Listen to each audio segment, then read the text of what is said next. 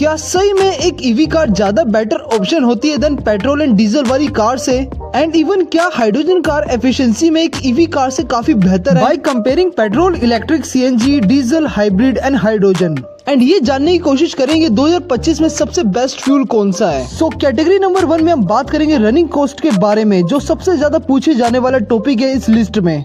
Well, fuel efficiency में 6 position पर आती है petrol cars with 8 rupees per kilometre की रनिंग कॉस्ट के साथ। 5th पोजीशन पर आती है नितिन गडकरी जी की hydrogen car 7 rupees per kilometre की रनिंग कॉस्ट के साथ। 4th पोजीशन पर है दमदार diesel car with 5 rupees per kilometre की रनिंग कॉस्ट के साथ। 3rd पोजीशन पर आती है CNG car with 3.4 rupees per kilometre की रनिंग कॉस्ट के साथ। 2nd पोजीशन पर आती है strong hybrid car with 3 rupees per kilometre की रनिंग कॉस्ट के साथ। एंड 1st पोजीशन पर आती है EV car with insane 1 rupees per kilometre की रनिंग कॉस्ट के साथ, अगर आप इन्हें घर पे चार्ज करते हो तो। नेक्स्ट कैटेगरी है परफॉर्मेंस।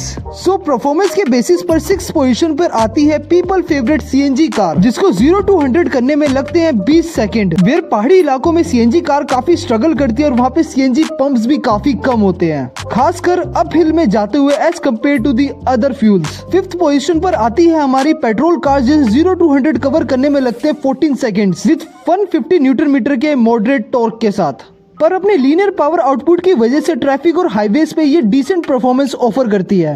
4th पोजीशन पर हमको देखने को मिलती है दमदार डीजल कार, खासकर एसयूवीज जैसे XUV 700 एंड हैरियर क्रेटा, जो 0 to 100 कवर करती है सिर्फ 12 सेकंड के अंदर विद ह्यूज 450 न्यूटन मीटर के टॉर्क के साथ, जिसके साथ हमें हाईवेज पे काफी सुपीरियर परफॉर्मेंस देखने को मिलती है। पर ट्रैफिक के अंदर डीजल इंजन काफी नॉइज और वाइब्रेशन प्रोड्यूस करते हैं।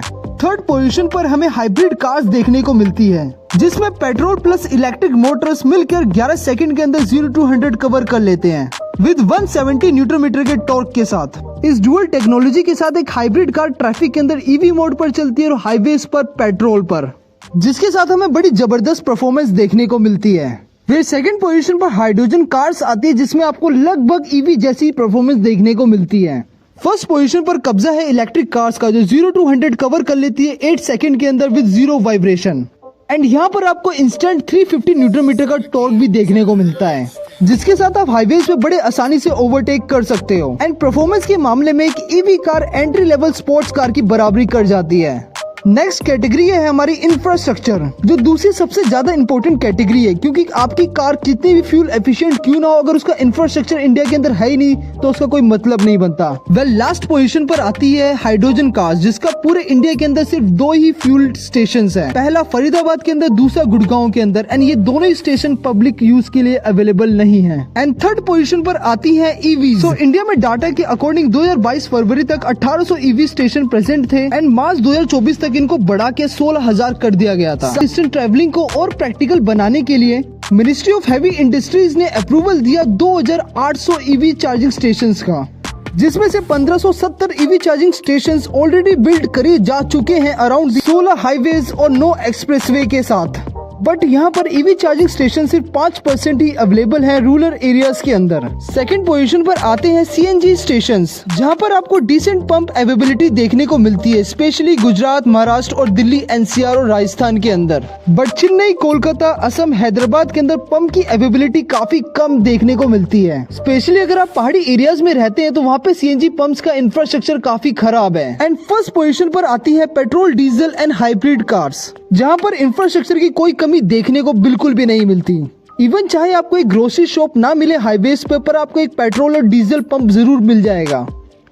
इवन हिली एरियाज के अंदर जहाँ पे बेसिक इंफ्रास्ट्रक्चर की कमी देखने को मिलती है, वहाँ पर भी पेट्रोल और डीजल पंप का जो इंफ्रास्ट्रक्चर है वो काफी बेहतरीन है। वेल, हमारी लास्ट कैटेगरी है environment pollution. Well, electric vehicle का सबसे बड़ा सेलिंग पॉइंट है उनका इन्वायरमेंट फ्रेंडली होना, और ये इंडियन पर्सपेक्टिव से बिल्कुल गलत है, जिसके बारे में हम आगे बात करेंगे। इस कैटेगरी के अंदर 5th पोजीशन पर आती है हाइड्रोजन कार्स, जिन्हें पावर मिलती है हाइड्रोजन गैस से। वेयर इंडिया के अंदर 99% हाइड्रोजन गैस ग्रे नेचर की होती है, मतलब वो हाइड्रोजन गैस जिसे मीथेन या कोल से बन करके बनाया जाता है। इससे बढ़िया आप एक पेट्रोल या डीजल वाली कार यूज कर लो, जिससे कम पोल्यूशन क्रिएट होगा as compare to the hydrogen car. Well fourth position पर आती है इलेक्ट्रिक कार। यस, आपने बिल्कुल सही सुना, एनवायरमेंट फ्रेंडली लिस्ट में ये फोर्थ पोजीशन पर आती है, जिसका सबसे बड़ा रीजन है इलेक्ट्रिक कार का सबसे इम्पोर्टेंट कंपोनेंट उनकी बैटरी।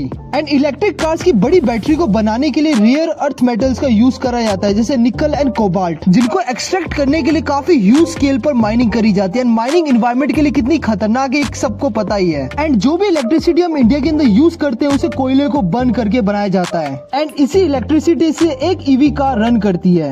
तो कोई मतलब ही नहीं है इलेक्ट्रिक व्हीकल्स को इंडिया के अंदर इन्वायरमेंटल फ्रेंडली बोलने का। वेयर थर्ड पोजीशन जाती है पेट्रोल एंड डीजल कार्स को। वेयर एक पेट्रोल कार जहां पर नाइट्रोजन मोनोऑक्साइड का प्रोडक्शन काफी कम करती है, जबकि CO2 का बहुत ज्यादा। इवन ग्लोबल वार्मिंग के अंदर पेट्रोल कार्स का अच्छा खासा कंट्रीब्यूशन है अपने CO2 एमिशंस की वजह से। वाइल डीजल इंजन CO2 तो कम प्रोड्यूस करते पर नाइट्रोजन मोनोऑक्साइड PM2.5 और PM10 का प्रोडक्शन काफी ज्यादा, जबकि एक डीजल इंजन CO2 का प्रोडक्शन काफी कम करता है, जिसके साथ डीजल इंजन का एनवायरमेंटल पोल्यूशन में काफी अच्छा खासा कंट्रीब्यूशन रहता है।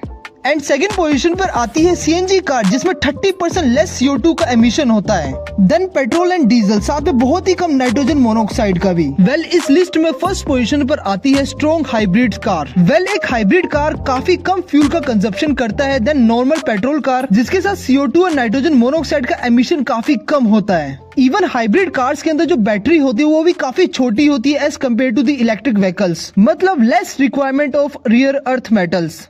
वेल सारी कैटेगरीज को स्टडी करने के बाद हमारी फाइनल लिस्ट रेडी है, जिसके अंदर हम ये पता लगाएंगे 2025 में सबसे बेस्ट फ्यूल कौन सा है। तो सारे डाटा को स्टडी करने के बाद लास्ट पोजीशन पर आती है हाइड्रोजन कार, जिसका इंडिया के अंदर कोई सिग्निफिकेंस ही नहीं है। मतलब पूरे इंडिया के अंदर आपको एक भी पब्लिक हाइड्रोजन फ्यूल स्टेशन देखने को नहीं मिलता। वेल फिफ्थ पोजीशन पर आती है डीजल कार। चाहे diesel car long highway run के लिए काफी बेटर रहती है अपने टॉर्की इंजन की वजह से, पर ये फिर भी फिफ्थ पोजीशन पर है, जिसका सबसे बड़ा रीजन है गवर्नमेंट पॉलिसीज। वेल जब विंटर्स के अंदर पोल्यूशन अपनी पीक पर होता है तो गवर्नमेंट की तरफ से ग्रैप स्टेज 4 को अप्लाई कर दिया जाता है, जिसके अंदर डीजल BS4 इंजन पर कंप्लीट बैन लगा दिया जाता है। एंड ये बैन दिल्ली जैसी सिटीज के अंदर काफी फ्रिक्वेंटली लगाया जाता है। एंड ये बैन लगाना बनता भी है क्योंकि एक डीजल इंजन PM2.5 और PM10 का एमिशन सबसे ज्यादा करता है, अलोंग विद नाइट्रोजन मोनोऑक्साइड, जो इन्वायरमेंट पोल्यूशन का सबसे मेन रीजन होता है। सो इन्वायरमेंट पोल्यूशन तो कहीं गायब नहीं होने वाला, पर आपकी डीजल कार जरूर गायब हो जाएगी इंडियन रोड्स पर से। एंड फोर्थ पोजीशन पर आती है CNG कार। पहले CNG कार को गरीबों का फ्यूल माना जाता था, बट जब से पेट्रोल के प्राइस बढ़ने लगे ये कम्प्लीटली सेंस बनाती है। एंड आज CNG काफी अफोर्डेबल एंड आइडियल ऑप्शन बन के आ गया है। इवन मेजर कार कंपनीज के पोर्टफोलियो के अंदर आपको अच्छी खासी CNG कार्स भी देखने को मिल जाएंगी। बट CNG के फोर्थ पोजीशन पे आने का सबसे बड़ा रीजन है limited boot space, low power output, कम driving range as compare to the petrol and diesel cars. And साथ में अगर आप पहाड़ी एरियाज में रहते हैं तो वहाँ पे CNG की अवेलेबिलिटी काफी खराब है। एंड थर्ड पोजीशन पे आती है इलेक्ट्रिक व्हीकल, जिनको वर्ल्ड वाइड फ्यूचर कार्स माना जाता है, बट इंडियन पर्सपेक्टिव से ये बिल्कुल गलत है। वेल इंडियन मार्केट में एक इलेक्ट्रिक कार काफी एक्सपेंसिव है अपने पेट्रोल काउंटर पार्ट से। फॉर एग्जांपल नेक्सॉन EV का स्टार्टिंग प्राइस है 14 लाख रुपीज, जबकि पेट्रोल वाली नेक्सॉन का प्राइस है 9 लाख रुपीज ऑन रोड। मतलब पूरे 5 लाख का डिफरेंस है दोनों के प्राइस में। एंड इस 5 लाख के फ्यूल के साथ आप अपनी कार को आराम से 60,000 किलोमीटर तक चला सकते हो। मतलब आपको आने वाले 5 साल तक फ्यूल भरवाने की कोई टेंशन ही नहीं है। And most of the people India के अंदर 5 साल के अंदर अपनी कार को बदल देते हैं। एंड एक और प्रॉब्लम है जो है उसकी बैटरी। एक मोबाइल की बैटरी की तरह EV कार्स की बैटरी भी समय के साथ डीजनरेट होती रहती है, एंड इन बैटरीज का रिप्लेसमेंट काफी एक्सपेंसिव होता है। एंड सेकंड पोजीशन पर आती है petrol car. Well petrol car के साथ आपको ग्रैप लॉस की टेंशन लेने की बिल्कुल भी जरूरत नहीं है। साथ में पेट्रोल पंप का जो इंफ्रास्ट्रक्चर है वो पूरे इंडिया के अंदर जबरदस्त फैला हुआ है।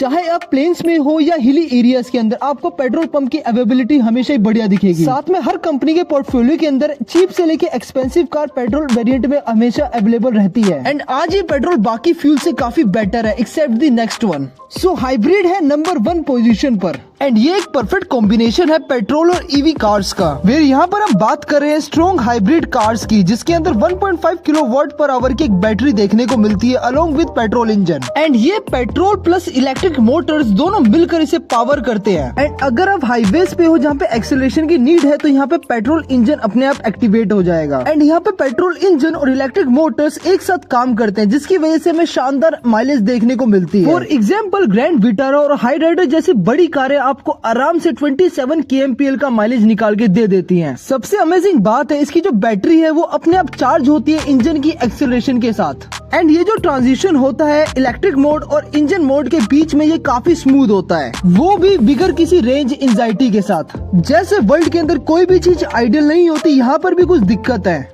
सबसे पहली प्रॉब्लम है इसका एक्सपेंसिव होना, बट ये इलेक्ट्रिक कार के जितनी एक्सपेंसिव भी नहीं है। साथ में दूसरी प्रॉब्लम है आपको मार्केट के अंदर कुछ 3-4 हाइब्रिड ऑप्शन ही देखने को मिलते हैं, जैसे Hyryder, Grand Vitara, hybrid City, Toyota Camry and Innova Hycross. But future में बहुत सारी कार कंपनीज है जो हाइब्रिड पर अपना फोकस बढ़ा रही हैं। जैसे किया अपनी सेल्टोस को हाइब्रिड में लाने वाला है, मारुति अपनी फ्रोंक्स को हाइब्रिड में लाना है, टोयोटा अपनी फॉर्च्यूनर को हाइब्रिड में लाने वाला है। बाकी आपको क्या लगता है हाइब्रिड टेक्नोलॉजी को लेके हमें कमेंट्स में जरूर बताएं।